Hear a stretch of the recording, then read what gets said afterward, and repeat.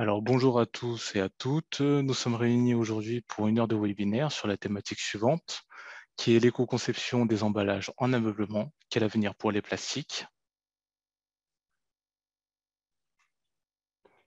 Nous sommes trois intervenants. Donc, je m'appelle Arnaud Mancou, je suis consultant environnement et économie circulaire. Nous aurons également Marine Duval, qui est responsable éco-conception à Citeo, et David Legouy, consultant matériaux. Voyons ensemble le programme qui nous attend aujourd'hui. Premièrement, nous commencerons par une présentation du contexte réglementaire et des chiffres clés. Ensuite, nous évoquerons le programme éco-conception des emballages en ameublement. Marine vous présentera dans un troisième temps et quatrième temps le dispositif CTO, mais également le plan de prévention et d'éco-conception. Je vous parlerai ensuite de la restitution d'une enquête qu'on a réalisée auprès des metteurs marchés sur les problématiques. Et puis, David vous évoquera donc les matériaux d'emballage employés dans le secteur de l'ameublement et les alternatives potentielles. Commençons par une présentation du contexte réglementaire. Ces thématiques se voient naître et prendre de l'ampleur par des aspects réglementaires, notamment avec la loi AGEC, la loi anti-gaspillage pour une économie circulaire, dont l'un des objectifs, c'est de prévoir la fin de la mise sur le marché des emballages à usage unique d'ici 2040. Nous avons également le décret 3R avec des objectifs de réduction, de réemploi, de recyclage, et puis la mise en place d'un plan de prévention et d'éco-conception par l'article 72 qui stipule donc la réduction de l'emploi de l'usage des matériaux, des ressources et matériaux non renouvelables, de l'accroissement de la recyclabilité des produits, mais également de l'incorporation de matières recyclées. Et en parallèle, nous avons la loi climat et résilience qui dit par l'article 23 qui fixe l'interdiction des emballages polystyrène non recyclables ou dans la capacité d'intégrer une filière de recyclage à compter du 1er janvier 2025.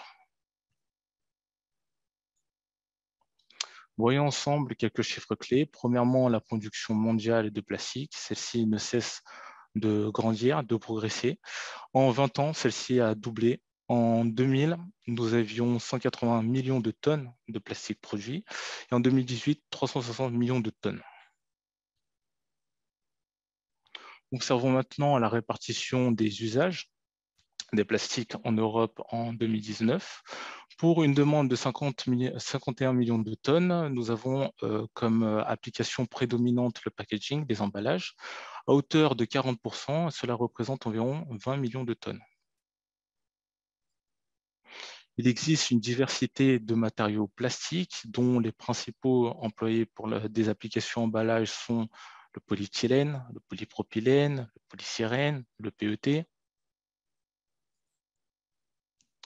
Et pour finir, avec les divers chiffres clés, il est intéressant d'observer le gisement de déchets plastiques post-consommation en France et dont l'origine principale se trouve dans les déchets d'emballage, que ce soit d'origine ménagère, industrielle ou commerciaux.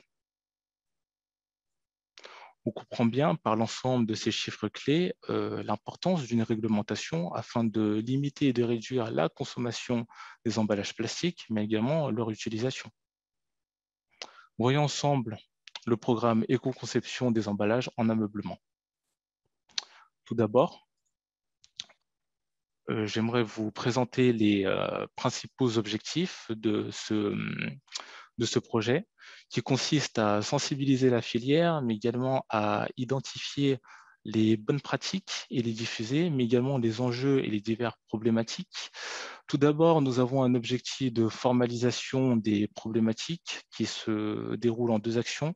Premièrement, une veille matériaux, complétée d'une étape d'enquête, d'une enquête auprès des metteurs en marché, par la diffusion d'un questionnaire en ligne et par la réalisation d'entretiens individuels. En deuxième objectif, c'est un objectif d'accompagnement qui consiste à effectuer des expérimentations avec des entreprises volontaires et adhérentes à Citeo. Et puis, troisièmement, c'est la rédaction d'un guide d'éco-conception qui permettra de diffuser les bonnes pratiques, également la diffusion des principaux résultats de cette étude, et donc d'alimenter les réflexions sur la construction des plans de prévention et d'éco-conception. Ce programme s'articule principalement autour de deux types de plastique. Premièrement, le polystyrène expansé et le film thermorétractable.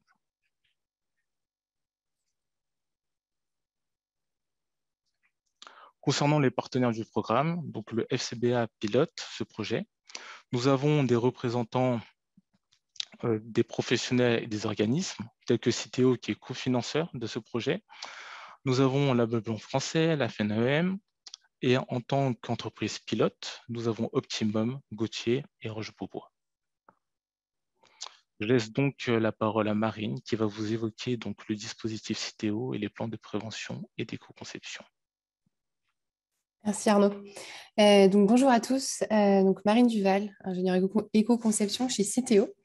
Donc, tout d'abord, l'objectif de ma présentation aujourd'hui, voilà, c'est de vous présenter, comme l'a évoqué Arnaud au début, cette nouvelle obligation sur les plans de prévention et d'éco-conception. Mais tout d'abord, introduisons Citeo et le système de REP. Donc, tout d'abord, la REP, donc la responsabilité élargie des producteurs, c'est une déclinaison donc, du principe pollueur-payeur. Ça signifie que c'est un modèle qui engage donc, les metteurs en marché, les producteurs et les entreprises donc, responsables de la mise en marché de produits en France à financer ou organiser donc, la gestion de vie de leurs emballages. Donc la gestion de vie de leurs emballages ou de leurs produits en général. Donc qui est concerné donc, par ce périmètre? Donc ce sont vraiment toutes les entreprises qui mettent des produits sur le marché. Donc sachant que nous, Citeo, je reviendrai juste après, qui on est exactement. Donc on agit sur la filière emballage ménager et papier graphique. Mais il n'y a pas seulement ces deux filières qui sont soumises à ce modèle, à ce principe de REP aujourd'hui. Au total, actuellement, on a 17 filières de gestion des déchets qui fonctionnent selon ce principe en France, telles que donc l'ameublement, qui fait tout l'objet de notre webinaire aujourd'hui, mais également les D3E, donc les équipements, les déchets, les équipements électriques, électroniques, ou encore les produits textiles. Et d'ici dans les années à suivre, il y aura également 10 nouvelles filières, comme par exemple les jouets, les articles de sport et de loisirs, ainsi que de nouvelles filières qui vont émerger. Pour ce qui est de Citeo, donc Citeo, on est donc une entreprise à statut privé. On est une entreprise à mission depuis 2 ans. On a pour principale mission de réduire l'impact environnemental des emballages et des papiers de nos clients. On est sans but lucratif. Ça signifie que les contributions qui sont versées par les entreprises, les metteurs en marché, qui sont donc nos clients, reflètent notre rôle et nos missions, qui sont les suivants, donc de gérer la fin de vie des emballages et des papiers via la collecte, le tri et le traitement de ces déchets, mais également de financer des programmes d'éco-conception, par exemple via l'émergence de nouvelles filières de recyclage. Et enfin, l'engagement du citoyen via l'information et la sensibilisation des citoyens aux gestes de tri. Et dernier point, on est également sous agrément d'État. Cela signifie que notre activité est réglementée par un agrément d'État qui est renouvelé, lui, tous les 5 ans. Donc voilà pour ce qui est de la présentation de Citeo et le rappel sur le principe de REP. Maintenant, place au plan de prévention et d'éco-conception qui sont en lien direct avec l'étude menée par FCBA. Et nous avons donc une première question pour vous qui devrait s'afficher sur votre écran. Donc, deux questions en une. La première, savez-vous ce qui est tout d'abord un plan de prévention et d'éco-conception? Oui ou non? Et ensuite, si vous savez ce que c'est, avez-vous commencé à travailler sur votre plan de prévention et d'éco-conception? Alors, pour la première question, savez-vous ce que c'est un plan de prévention? On a sur 98 réponses, 37% qui sont déjà au courant de cette nouvelle obligation. Et donc, à l'inverse, 63% qui ne sont pas encore au courant. Avez-vous commencé à travailler sur ces plans de prévention? Pour 14% oui, 60% non, 15% ne sont pas concernés et 10% ne savent pas. Alors, pour commencer déjà à expliquer ce que sont ces plans, qui est concerné, tout ce qui est ce qui concerne le calendrier. On a toute une vidéo à vous présenter qui résume bien cette nouvelle obligation.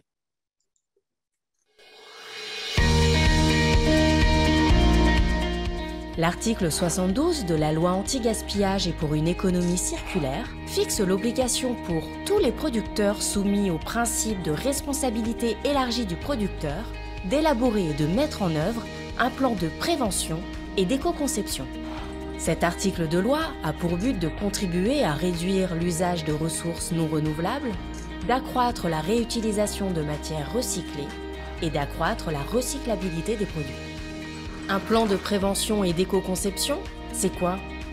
Appliqué aux emballages ménagers, ce plan quinquennal peut s'appuyer sur les axes clés que sont les 3 R. Réduire, réemployer, recycler. Il peut être individuel ou commun à plusieurs entreprises. C'est pourquoi Citeo vous propose plusieurs options pour simplifier cette obligation légale. Première possibilité, vous vous associez à un ou plusieurs plans communs élaborés par Citeo et les fédérations partenaires pour les entreprises de votre secteur d'activité. Deuxième possibilité, vous vous associez au plan tout secteur conçu par Citeo si toute ou une partie de l'activité de votre entreprise n'est pas représentée par un plan commun sectoriel. Troisième possibilité, vous formalisez votre plan avec l'aide de la trame et des outils d'éco-conception mis à votre disposition par Citeo. Pour vous accompagner dans cette démarche, Citeo a mis en place un espace dédié sur votre espace client. Vous pouvez dès maintenant vous informer plus en détail sur cette obligation légale, découvrir les plans communs créés par Citeo et les fédérations partenaires, vous préparer à l'élaboration de votre plan individuel à l'aide de la trame préparatoire. Et à partir du 1er janvier 2023, vous associer à un plan commun ou déposer votre plan individuel et ainsi être en conformité avec la loi. Et ensuite, Citeo réalisera une synthèse accessible au public à partir des plans reçus au 15 octobre 2023. Cette synthèse sera également remise aux instances représentatives de la filière. Bien sûr, les informations des entreprises resteront confidentielles. Définir ou vous associer à un plan de prévention et d'éco-conception pour votre entreprise, c'est vous assurer d'être en conformité avec la loi et bénéficier d'une feuille de route pour réduire les impacts environnementaux de vos emballages. Découvrez vite cet espace dédié au plan de prévention et d'éco-conception ainsi que l'ensemble des outils et services que Citeo vous propose.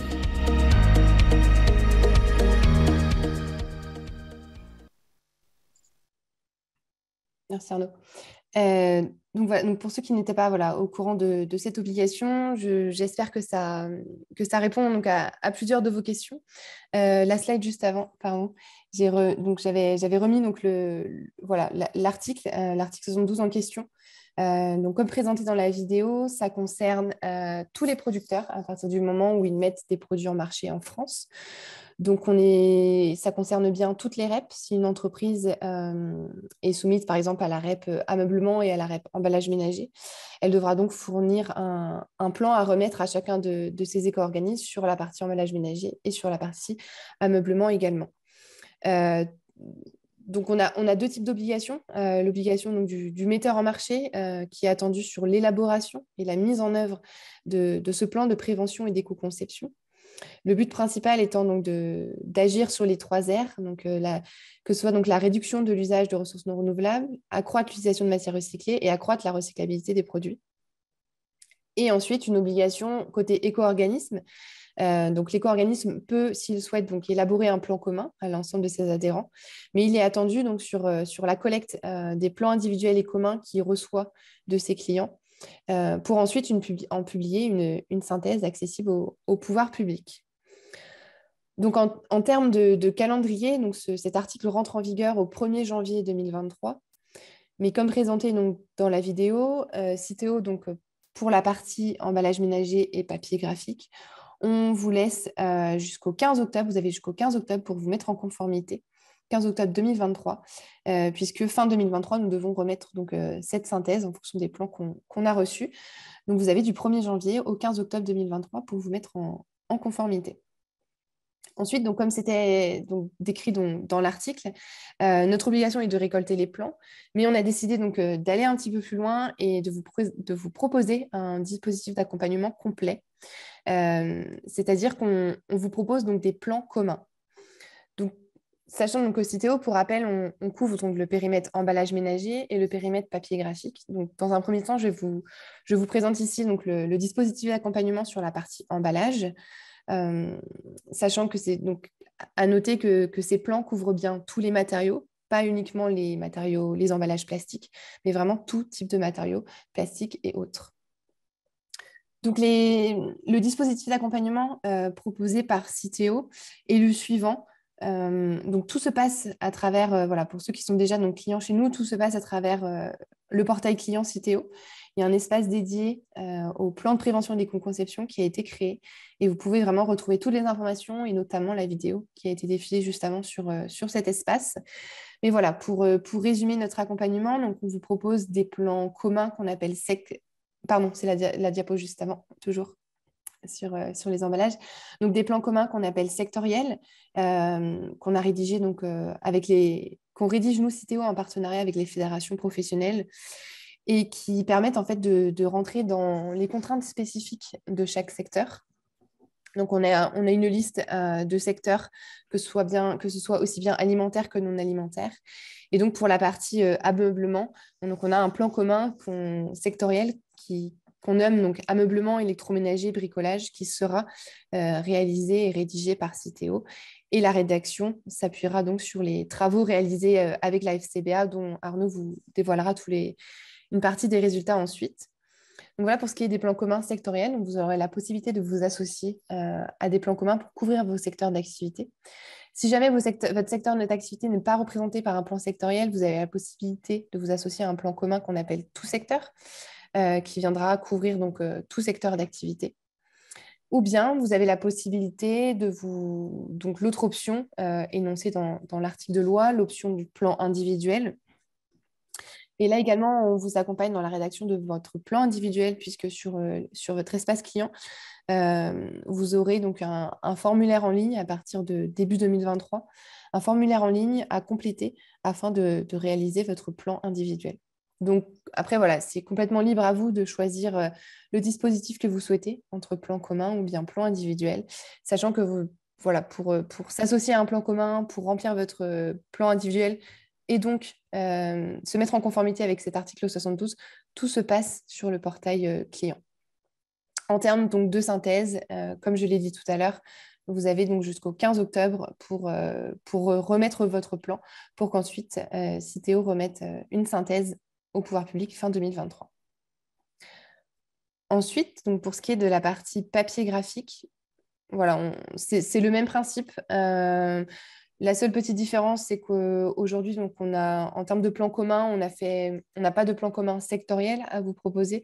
On a un plan commun qu'on appelle également tout secteur, qui comprend les recommandations de recyclabilité, d'amélioration de la recyclabilité et de réduction sur l'ensemble des papiers graphiques. Et si jamais donc, vous souhaitez l'autre option, on vous proposera également une trame sous format Excel pour pouvoir réaliser votre plan individuel. Là également, tout sera disponible donc, sur votre espace digital. Mais ensuite, pour la mise en conformité, soit pour l'association plan commun ou bien la réalisation de votre plan individuel pour les papiers graphiques, vous devrez nous envoyer tout cela à l'adresse mail qui s'affiche donc dans le carré ci-dessous. Et en termes donc, de calendrier, on est sur les mêmes dates que pour les emballages. Vous avez jusqu'au 15 octobre 2023 pour vous mettre en conformité. Et enfin, donc un dernier volet que je souhaitais discuter avec vous également, c'est donc pour les clients multi-rep, puisque je pense que ça concerne beaucoup d'entre vous. Un plan, donc, comme je le disais tout à l'heure, un plan est nécessaire par rep, en fonction de si vous contribuez ou pas à plusieurs éco-organismes. Vous devrez, en fonction du nombre d'éco-organismes auxquels vous contribuez, effectuer un nombre de plans. Et donc, avec plusieurs éco-organismes, donc notamment donc, ceux cités ci-dessous, donc Écomaison, Écosystème et Refashion, on vous propose donc une trame commune pour les clients qui peuvent être chez plusieurs de ces éco-organismes. Le but étant donc de vous simplifier la mise en conformité, puisque vous avez seulement une trame à remplir si vous êtes, par exemple, chez Ecomobilier et chez Écosystème et chez Refashion, ou au moins 2 des 3. Et pour donc, une trame commune sous fichier Excel que vous pouvez retrouver sur le site internet de chacun de ces éco-organismes. Et pour la partie CTO, donc la partie emballage, à la fin de la trame, on vous renvoie directement vers le portail client CTO avec tout le dispositif que je vous ai présenté juste avant, afin de vous mettre en conformité sur la partie emballage. Donc, pour résumer un petit peu tous les outils qu'on vous met à disposition sur l'espace client, CTO, donc de nombreux outils d'éco-conception de façon un peu plus générale, donc que ce soit pour tester la recyclabilité de vos produits, également faire des analyses de cycle de vie entre deux types d'emballage. On a également le campus circulaire qui est une plateforme de formation. Vous pouvez vous former à l'éco-conception, mais pas que. Et également retrouver des webinars, puisque ce sujet, qui est, je le comprends, assez complexe, on a dédié des webinars. Donc, Citeo a dédié 3 webinars donc d'1h30 sur les emballages qui sont donc disponibles en replay sur cette plateforme. Et on a également un webinaire sous le même format d'1h30 sur les papiers le 6 décembre qui est prévu. Et ensuite, donc voilà, pour ceux qui sont clients et qui désirent donc un accompagnement un peu plus personnalisé sur mesure, il est tout à fait possible également de prendre rendez-vous sur notre plateforme afin de discuter avec des experts éco-conception. Merci Marine. Merci Arnaud. Nous allons passer à la restitution de l'enquête qui a été effectuée auprès des metteurs en marché. Cette enquête s'est déroulée en 2 étapes. Premièrement, la diffusion d'un questionnaire en ligne pour lequel nous avons eu 59 réponses. Et deuxièmement, la réalisation d'entretiens individuels. 15 ont été réalisés, qui ont duré en moyenne 1 heure chacun. Et donc, il a été intéressant de confronter d'une part et d'autre les réponses liées au questionnaire en ligne et se réaliser lors des entretiens individuels afin de voir si nous avons des similitudes et corrélations. Premièrement, observons le profil des metteurs en marché sondé. On constate que la majorité sont des fabricants de mobilier domestique, suivis des fabricants de mobilier professionnel et distributeurs. Ensuite, nous avons voulu connaître le degré d'importance qu'a cette thématique au sein des entreprises. Et donc, on remarque que 70% et plus des sondés évaluent ce sujet comme étant majeur et important. De ce fait, nous avons voulu savoir si des travaux ont été entamés vis-à-vis de l'éco-conception des emballages en ameublement. Et donc, à partir du questionnaire en ligne, nous avons récolté 78% de réponses positives à cette question. Ensuite, nous avons voulu savoir quelles sont les motivations et les problématiques actuelles vis-à-vis de ces thématiques et donc creuser lors des entretiens individuels. Premièrement, les motivations sont multiples. S'aligner vis-à-vis de l'aspect réglementaire, les obligations réglementaires, donc avec la loi AGEC que nous avons vue en introduction, la loi climat et résilience, les demandes clients qui se font de plus en plus grandes, notamment sur la suppression du polystyrène expansé, mais également renoncer à l'usage des emballages plastiques à usage unique, entreprendre et améliorer des démarches RSE, et puis le déploiement de l'éco-conception en interne, notamment par la participation à des modules de formation en éco-conception. Et puis, quelles sont les problématiques actuelles liées à ces thématiques? Premièrement, les obligations réglementaires.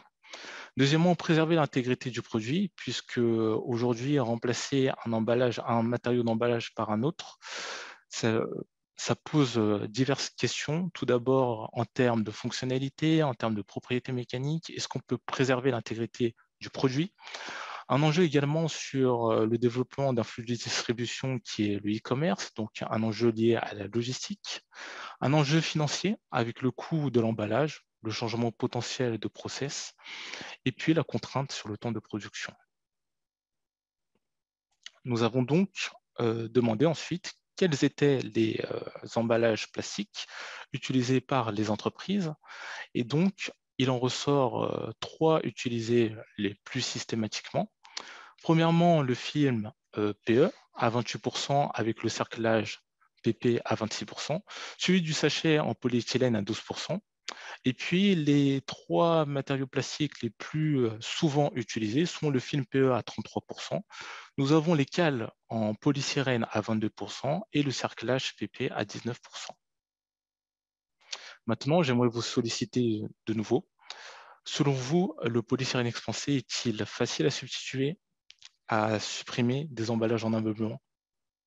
Très bien. Donc, d'après les résultats, nous avons 4% qui pensent que c'est très facile à substituer, 18% qui pensent que c'est facile à substituer, 29% qui pensent que c'est moyennement facile à substituer, difficile 28%, donc entre moyennement facile et difficile, c'est l'équivalent, donc 60%.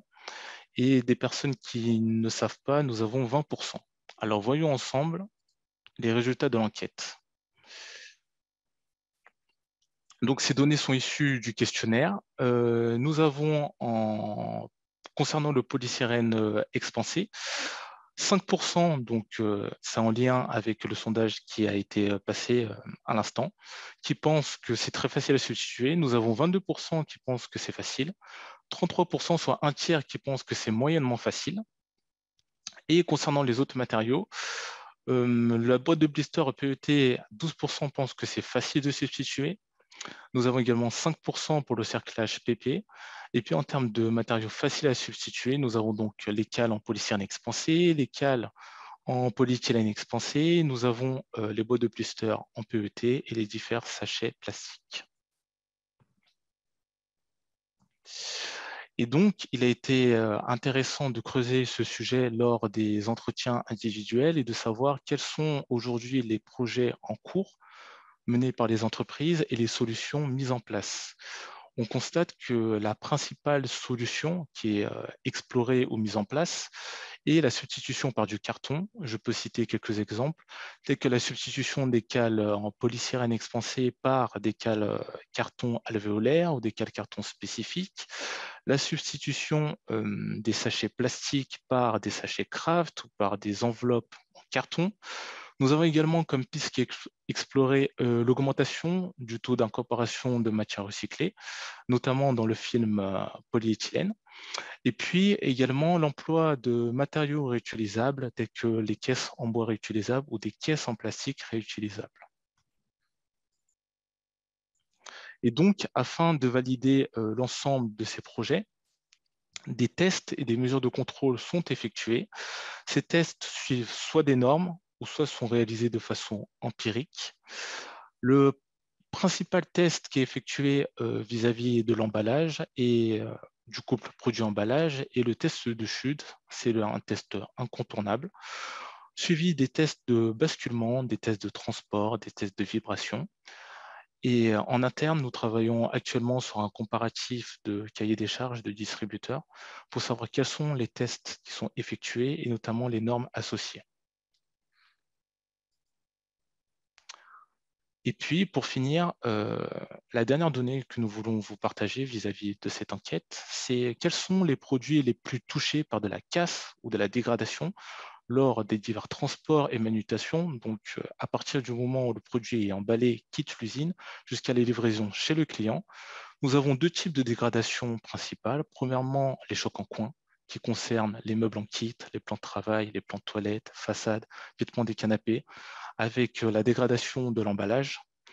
En termes de deuxième type de dégradation, nous observons également les fissures ou propagations d'ondes de choc sur les miroirs, les produits en marbre, les produits en verre, les plans de travail, avec ou non dégradation de l'emballage. Et les origines, les causes sont les suivantes, les problématiques. Premièrement, c'est le poids et le volume des colis. Évidemment, plus un colis sera lourd et plus sera volumineux, plus sera difficile à déplacer, à transporter. Également, le nombre de ruptures de charge élevé, plus les moyens d'acheminement seront multiples, plus le risque de dégradation sera grand. Donc, la manutention également, et puis la nature du matériau. Je laisse donc la parole à David qui va vous évoquer les matériaux d'emballage utilisés dans notre filière et les alternatives potentielles. Bonjour, donc David Legouy, consultant matériaux à FCBA. Donc voilà, pour commencer, je vous propose de regarder ce tableau récapitulatif donc des matériaux d'emballage dans l'ameublement.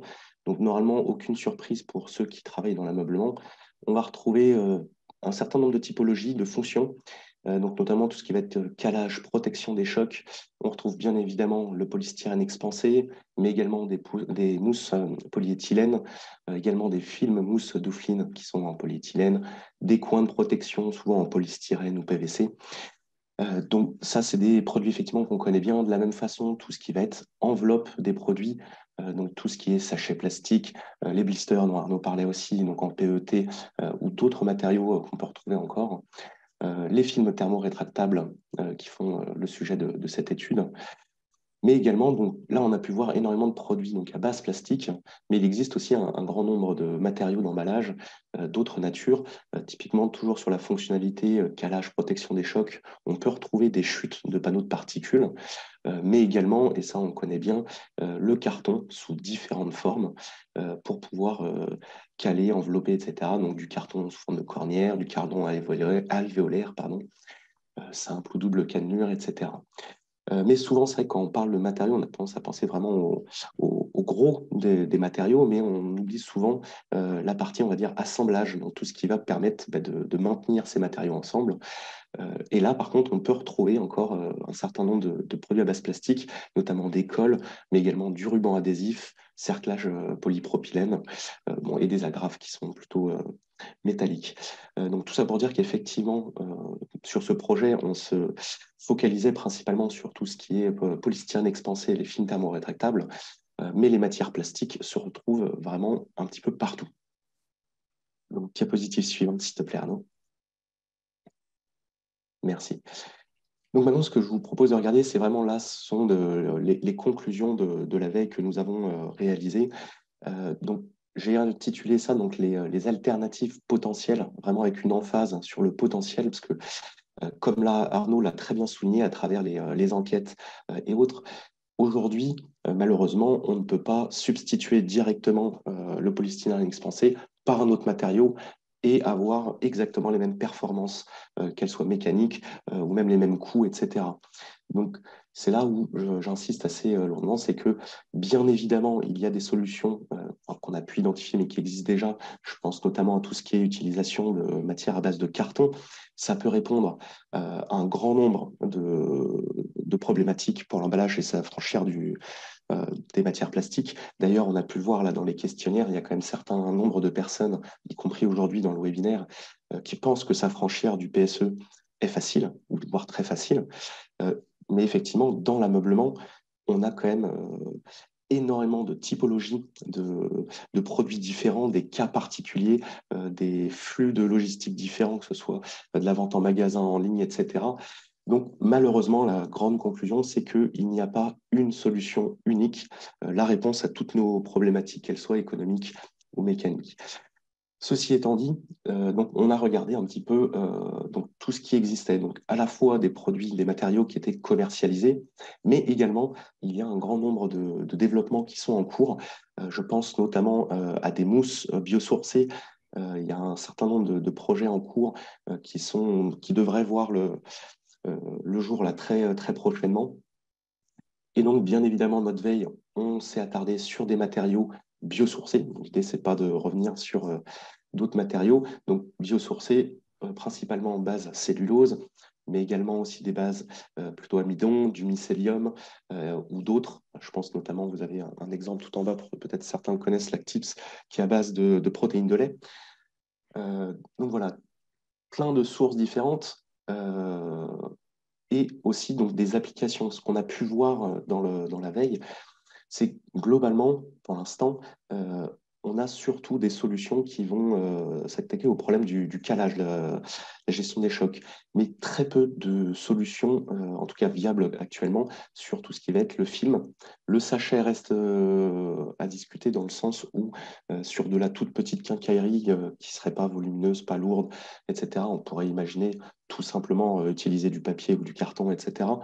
Mais donc, voilà, surtout, cette veille nous a montré qu'il existe en tout cas des alternatives potentielles, pas forcément encore commercialisées, même si un accent devra être mis sur les autres fonctionnalités que le calage, parce que c'est vrai que pour le film, donc soit le film thermorétractable, mais également une des problématiques qui nous revenait souvent, c'est la protection des panneaux au niveau de la finition, ne pas la rayer. Et c'est vrai qu'aujourd'hui, on n'a pas forcément identifié de solution qui pourrait marcher. Diapo suivante, s'il te plaît, Arnaud. Merci. Donc finalement, cette diapo, juste pour finalement répéter un petit peu, mais accentuer ces points-là, donc les opportunités, on a essayé de chercher donc, des solutions potentielles vraiment sans plastique.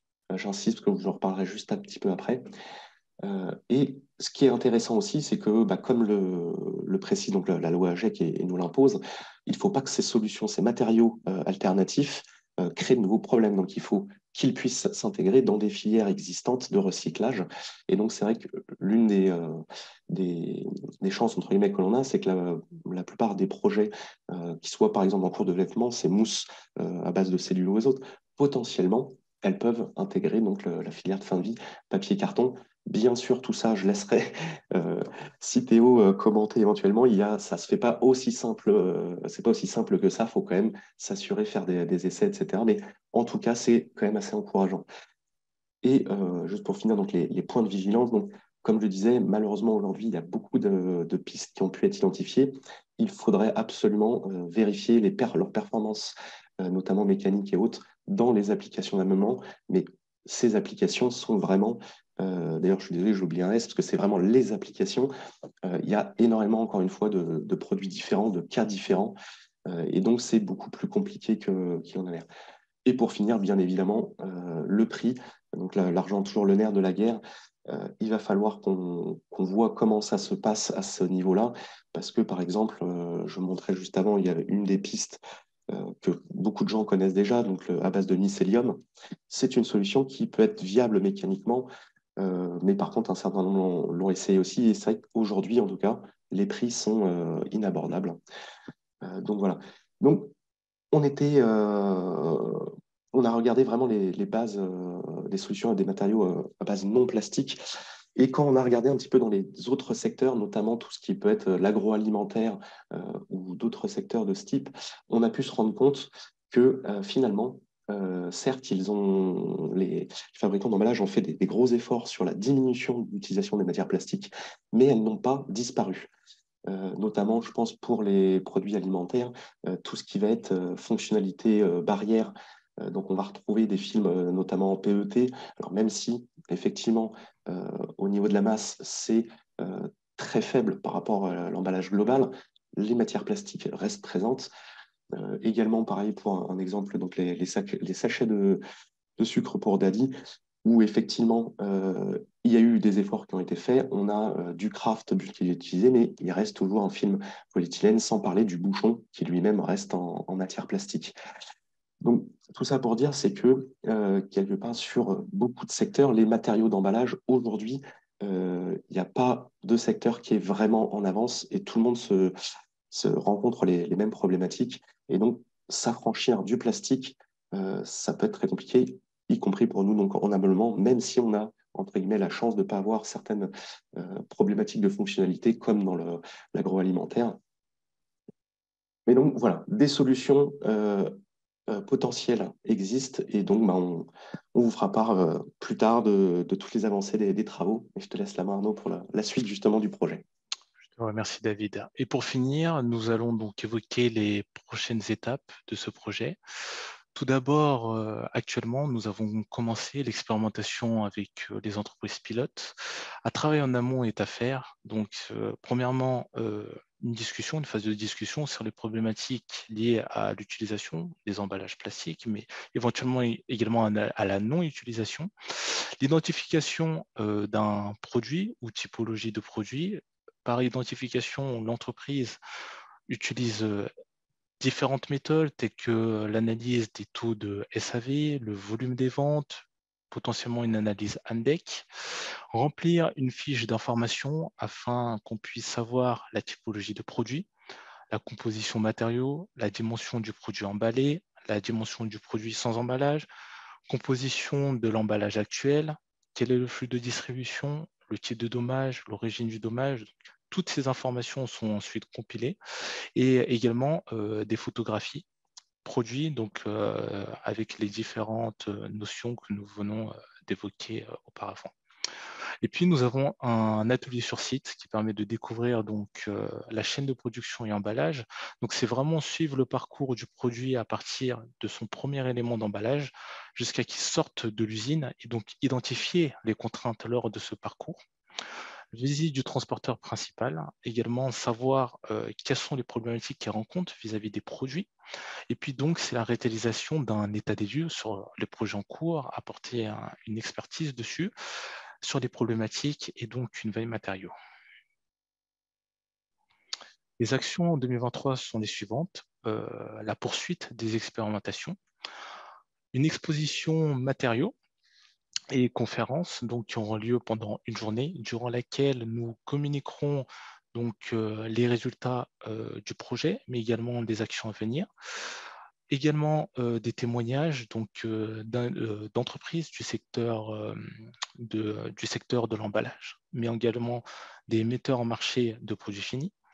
Et puis, pour finir, la rédaction d'un guide d'éco-conception afin de diffuser les bonnes pratiques, les principaux résultats de ce projet, et donc permettre d'alimenter les réflexions sur les plans de prévention et d'éco-conception. Pour finir, en termes d'actualité, nous avons un webinaire qui aura lieu le 26 janvier concernant comment intégrer les nouveaux usages liés au vrac dans la conception du mobilier de demain. Et puis une formation éco-conception qui aura lieu le 18 janvier.